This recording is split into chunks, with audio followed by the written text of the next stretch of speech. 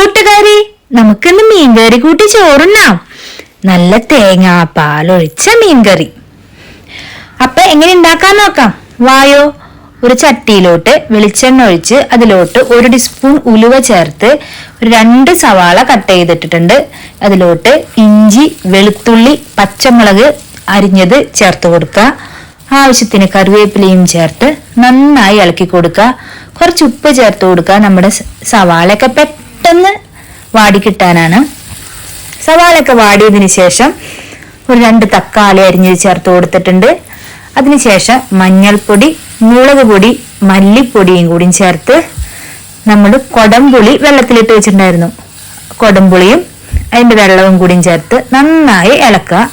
ഇനി ഇതിലേക്ക് നാളികേരത്തിന്റെ 2ാം പാല് ചേർത്ത് കൊടുക്കാം.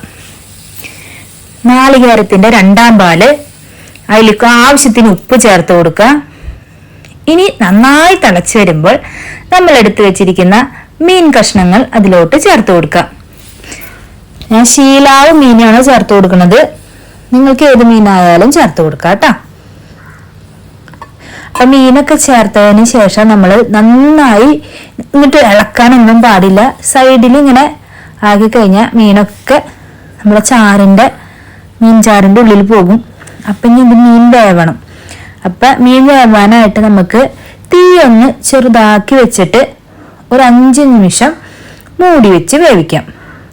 ഒരു 5 നിമിഷത്തിന് ശേഷം നമുക്ക് ഇതിലോട്ട് മാങ്ങ, നല്ല പുളിയുള്ള മാങ്ങയാണ്, ചെനച്ച പുളിയുള്ള മാങ്ങയാണ്. അതൊരു 3 കഷ്ണം ചേർത്തിട്ടുണ്ട്. അതും കൂടി ചേർത്ത് ഒരു 5 മിനിറ്റും കൂടി തിളക്കട്ടെ.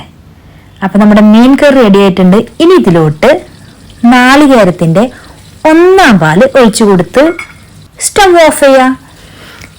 അടിപൊളി ടേസ്റ്റ് എന്ന് വെച്ചാൽ അടിപൊളി ടേസ്റ്റ്. ഇനി ഇതിലോട്ട് ഒരു താളിപ്പ് ഒഴിക്കണം. കുറച്ച് വെളിച്ചെണ്ണ ഒഴിച്ച് അതിലോട്ട് ചെറിയുള്ളി ഇട്ട് കൊടുത്ത് കുറച്ച് ഉപ്പും കൂടി ചേർത്ത് കറിവേപ്പില ചേർത്ത് കൊടുക്കുക. നന്നായി മുരിഞ്ഞു വരുമ്പോൾ അതിലോട്ട് 1 ടീസ്പൂൺ മുളക് പൊടിയും കൂടി ചേർത്ത് കൊടുത്ത് നമുക്ക് നേരെ മീനിലേക്ക് ഒഴിച്ചു കൊടുക്കുക. ഇത്രയേ ഉള്ളൂ. ഇനി ഇതൊരു 5 നിമിഷം മൂടി വെക്കാം. ഈ കാച്ചതിന്റെ സ്മെല്ലൊക്കെ മീനിലോട്ട് ഇറങ്ങണം. അതിനുവേണ്ടി മൂടി വെച്ച് മൂടി തുറന്നാണ്ടല്ലോ, ഹാ ഒന്നും പറയാനില്ല. Must try. അടിപൊളി ടേസ്റ്റാണ്. അപ്പൊ നിങ്ങളെല്ലാവരും ട്രൈ ചെയ്താൽ മട്ടും പോരാ. ആദിലക്ഷ്മി കിച്ചൻ വീട് സബ്സ്ക്രൈബ് ചെയ്യുക. നിങ്ങൾ ഇതുപോലെ മീൻകറി ഉണ്ടാക്കിയിട്ട് ഫോട്ടോ കമന്റ്സ് ആയിട്ട് അറിയിക്കുക.